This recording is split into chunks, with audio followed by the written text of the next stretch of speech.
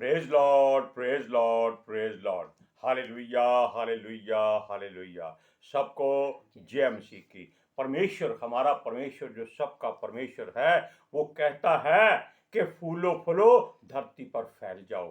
Hallelujah. सुनिए, आज के सुसमाचार के लिए परमेश्वर की बेटी प्रार्थना करेगी। सबको जय मसीह की। परमेश्वर आप सबके साथ है और आप सबसे बहुत प्रेम करता है। Hallelujah, hallelujah.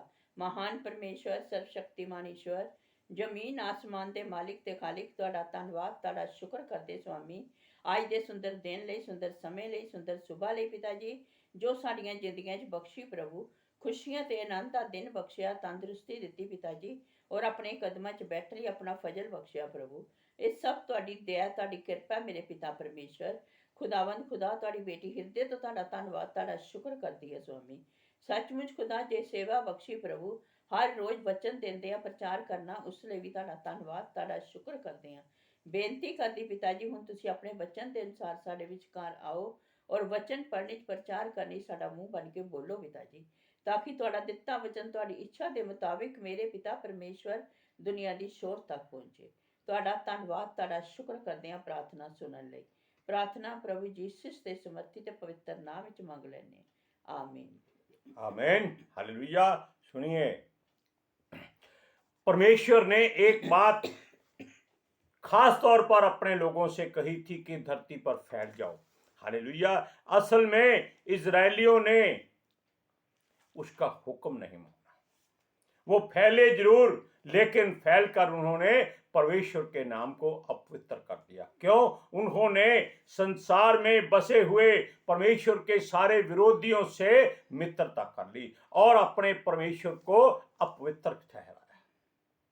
हालेलुया। अब सुनिए, उन्होंने यहोवा के नाम को अशुद्ध कर दिया। परमेश्वर चाहता था कि उसके बच्चे, उसके लोग, जो एक ऐसी जाति है जिसको उसने सबसे अलग किया है, शुद्ध किया है, उत्तम जाति कहा है, याकूब वंशी कहा है, इज़राइल, और पता नहीं क्या क्या नाम दिए हैं। इसलिए परमेश्वर चाहता था कि उसके लोग हमेशा उसकी तारीफ करें, उसकी ही महिमा करें और कोई बात ना करें, ताकि परमेश्वर उनकी हर घटी हर कमी को पूरी करता रहे। वो इसलिए कहता है अपने लोगों से कि मैं इब्राहिम का परमेश्वर हूं, मैं इसहाक का परमेश्वर हूं, मैं याकूब का परमेश्वर हूं। क्यों कहता है? क्योंकि वो जीवते लोग हैं और ये जीवते होते हुए भी मुर्दों के साथ अपनी जारी रखते हैं। अपनी दोस्ती, अपनी मित्रता मुर्दों के साथ बनाना शुरू कर देते हैं, रिश्ते नाते शुरू कर देते हैं। हालेलुया। तब परमेश्वर इन लोगों को सजा देता है और इनको सजा देने का निर्णय उसने ले लिया। उनको जीवन की रोटी खत्म करने की कोशिश की, लेकिन परमेश्वर दयालु है, वो ऐसा करता नहीं है। उसने कहा इनको पीछे कर दो ताकि दूसरी जातियां परमेश्वर की महिमा करने लगे, इनको अकल आ जाए। हालेलुया। उसने लोगों को विवश कर दिया कि वो इन जातियों को, यानी कि जो इजरायली लोग थे, इनको तंग करें, इनका जीना हराम कर दें, ताकि ये लोग अकल से फिर वापस परमेश्वर के पास मुड़ जाए। लेकिन ये लोग आज भी ऐसे ही हैं। ये प्रभु में आ जाते हैं, लेकिन प्रभु को अपने हृदय में नहीं आने देते। यानी कि ये प्रभु में आ जाते हैं, प्रभु को अपना लेते हैं कि ये हमारा मुक्तिदाता है, ये हमारा उद्धार करता है, ये हमारा प्रभु है, ये हमारा पिता है, ये हमारा भाई है, ये हमारा मित्र है, और ये सृष्टि का कर्ता है, ये सर्व जगत का स्वामी है, ये सर्वशक्तिमान है, सर्वव्यापी है, सर्वगुण संपन्न है, और समझ और अकल का पिता है, और प्रभु है जिसका नाम है मैं जो हूं सो हूं मैं हूं। ऐसा नाम धरती पर किसी देवते का नहीं है, लेकिन ये अपने हृदय को अपने होठों से अंदर जो बात जाती है नहीं जाने देते, हृदय को कठोर कर लेते हैं, और ये कठोरता ऐसी पत्थर सी हो जाती है कि इनके हृदय में परमेश्वर का कोई बात असर जाती ही नहीं। ये लोग लोगों से प्रार्थना करा करा कर पानी को पीते हैं। ये कहते हैं कि ये जल शुद्ध हो गया है, लेकिन प्रार्थना करने वाले का हृदय कैसा है ये नहीं जानते। हालेलुया। और ये लोग बीमारों पर लोगों से प्रार्थना कराकर तेल लगाते हैं, जबकि वचन कहता है कि तेल लगाओ फिर प्रार्थना करो। हालेलुया। क्योंकि राह, जीवन और सच्चाई यीशु मसीह है, जल का सोता यीशु मसीह है, जीवन की रोटी यीशु मसीह है। अब ये बताइए कि इनको क्या करना चाहिए था। इन्होंने परमेश्वर को, जो हमारा प्रभु कृपालु, दयालु, दुख देकर पछताने हारा और विलंब से क्रोध करने वाला प्रभु परमेश्वर है, ये उसको अपने हृदय में जगह नहीं देते। ये संसार की बातों में उलझ जाते हैं। यह तब ही संभव हो सकता था जब उसके लोग अपना मन यहोवा की ओर फेर लें, तब परमेश्वर उनको हर आशीष देता है। हालेलुया। और अपने लोगों का दुख नहीं देख सकता, वो उनको फिर से उनके लिए कहता है। उसके लोग जो छितराए गए हैं, धरती के कोने कोने में बस गए हैं और दुनिया इन्हें जानती है, हमारे लिए सर्वशक्तिमान कहता है, बचे हुए लोगों भागो। क्यों भागो? ताकि उस बुराई से जिसमें आप फंसने की कोशिश कर रहे हो उससे निकल जाओ, ताकि परमेश्वर उनको सजा दे सके जिन्होंने उसके बच्चों को तंग किया है। वो कहता है उनके पास से दूर हो जाओ। हालेलुया। अब हमारी बारी है, चाहे वो परमेश्वर वो के कितना भी दूर क्यों ना हो, वहां से हट जाओ। वो कहता है अपने मनों में प्रार्थना करो, हृदय में चाहे कितने भी दूर हो, परमेश्वर को याद करो। दूर से ही करते रहो। ये मत समझो कि वो लोग नाश हो रहे हैं और तुमको वो कुछ कहेगा। वो तुमको कभी नाश नहीं करेगा। तब करेगा जब तुम उसका हुक्म नहीं मानोगे। वो कहता है वहां से हट जाओ, छुप जाओ, नगरों से दूर हट जाओ। चाहे तो अपनी नाम खराई दूर करो या उनका जो आदर है उनको छोड़ दो। आदर उसका है जो संसार का सरदार गिना जाता है, जो इनको भरमाकर गैर जातियों में भरपूरी से कर देता है। वो कहता है परमेश्वर के लोगों को भरमाना उसका फर्ज है, लेकिन परमेश्वर चाहता है कि उसके लोग इन लोगों से दूर हट जाएं। यीशु भी आ रहा है, वो भी यही कहता है कि अब वो पापियों को नहीं धर्मियों को लेने आ रहा है। ये सूरज प्रमाणी बातें करता है। सुनिए, अब अपने परमेश्वर के लिए जियो, उसको याद करो, और इसी बात से परमेश्वर के लोग जो लज्जित हैं वो उनकी लज्जा खत्म हो जाए कि अपने जीवित परमेश्वर को जो छोड़ गए हैं वो फिर वापस आ जाएं। वो कहता है वहां से हट जाओ, इन लोगों से दूर हो जाओ, ताकि परमेश्वर तुमको वहां से निकाल ले। वचन पढ़िए, यिर्मयाह की पुस्तक 51 अध्याय उसका 50वां वचन।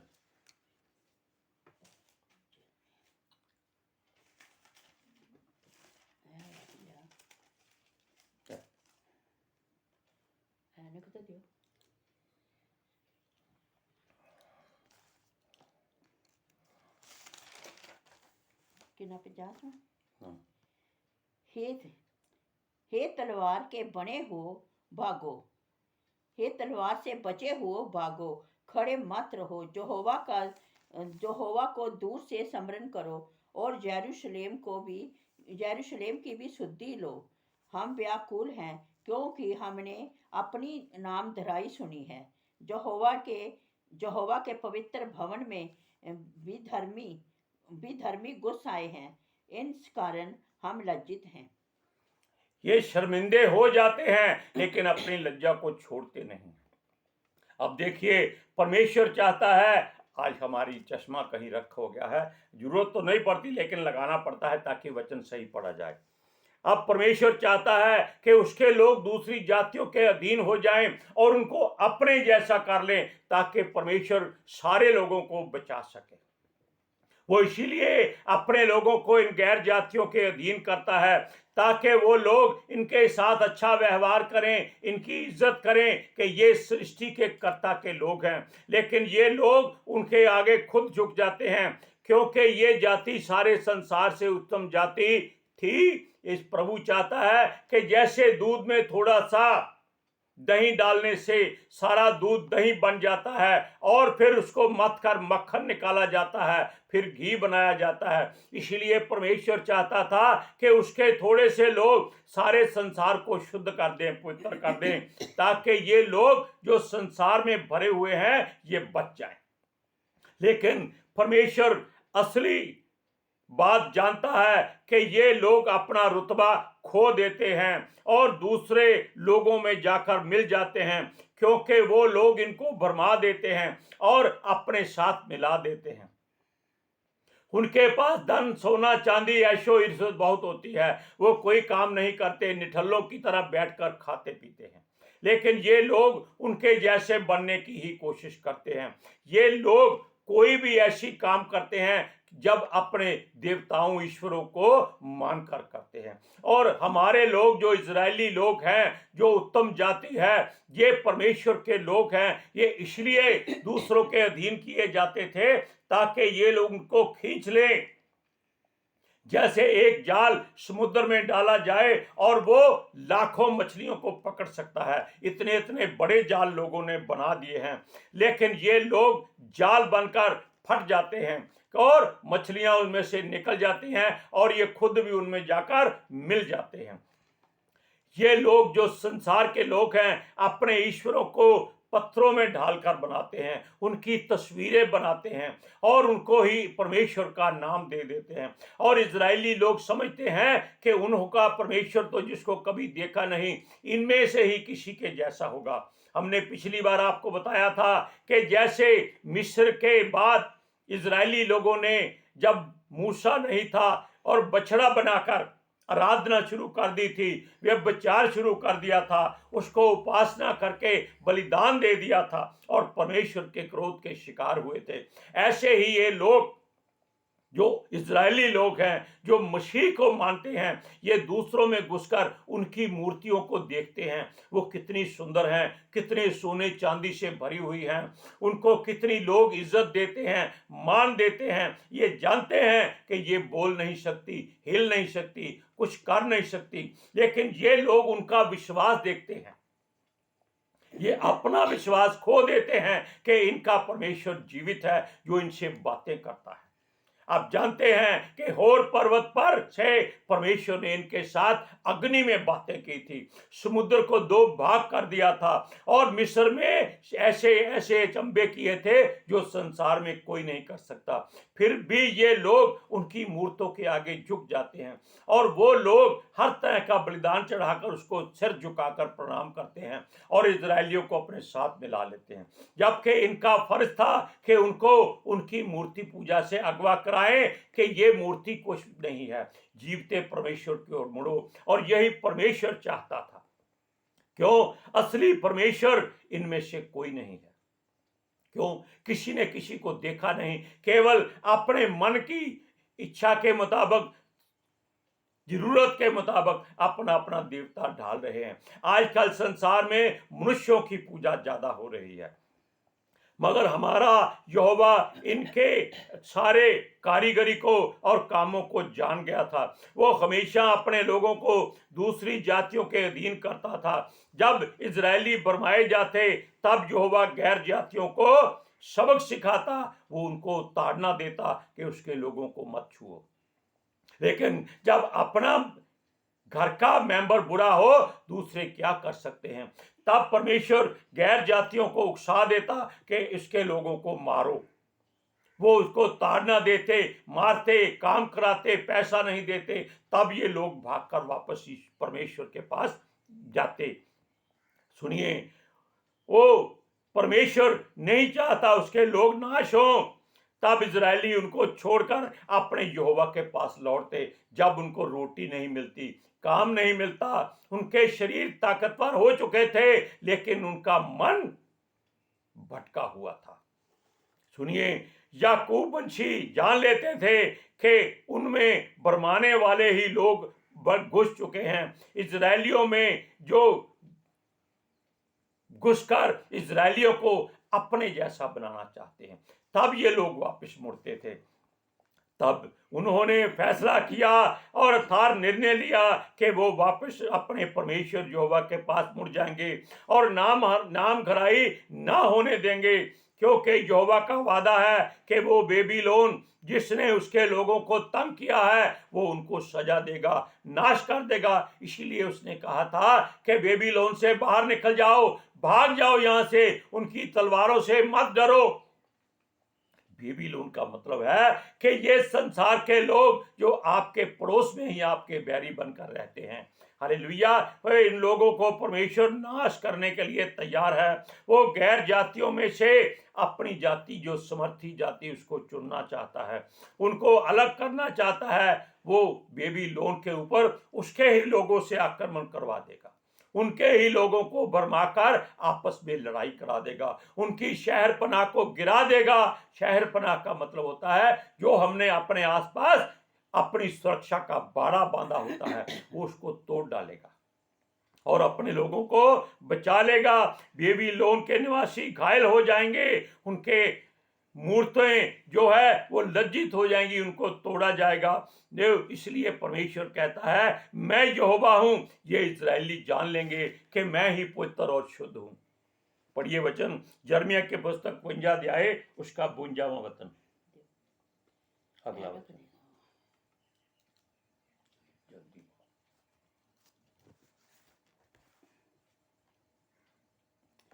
इसलिए देखो, यहोवा की ये वाणी है, ऐसे दिन आने वाले हैं कि मैं उनकी खुद ही मूर्तों पर दंड भेजूंगा और उनके सारे देश में लोग अत्यंत घायल होकर कराते रहेंगे।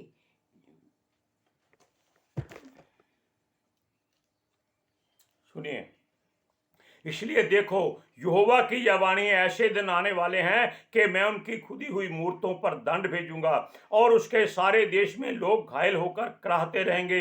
चाहे बेबीलोन जैसा ऊंचा बन जाए कि आकाश से बातें करे और उसके ऊंचे गढ़ और दृढ़ किए जाएं, तो भी मैं उसे नष्ट करने के लिए लोगों को भेजूंगा। यहोवा की यही वाणी है। अब आप सोच लीजिए कि आपको गैर जातियों में मिलना है या परमेश्वर की ओर मुड़ना है। आज के सुसमाचार के लिए परमेश्वर की बेटी प्रार्थना करेगी। Hallelujah. Thank you Jesus, thank you Lord, thank you पिता आत्मा जी। ਤੁਹਾਡਾ ਧੰਨਵਾਦ, ਤੁਹਾਡਾ ਸ਼ੁਕਰ ਕਰਦੇ ਸੁਆਮੀ, ਸਾਡੇ ਵਿਚਕਾਰ ਆਉਣ ਲਈ, ਬਚਨ ਪੜ੍ਹਨੇ, ਪ੍ਰਚਾਰ ਕਰਨੀ, ਸਾਡਾ ਮੂੰਹ ਬਣ ਕੇ ਬੋਲਣ ਲਈ ਪਿਤਾ ਜੀ। ਤੁਹਾਡੀ ਬੇਟੀ ਹਿਰਦੇ ਤੋਂ ਤੁਹਾਡਾ ਧੰਨਵਾਦ, ਤੁਹਾਡਾ ਸ਼ੁਕਰ ਕਰਦੀ ਸੁਆਮੀ।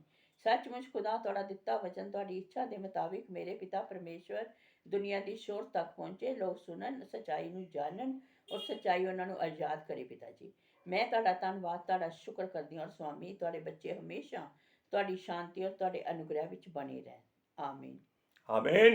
सबको जय मसीह की।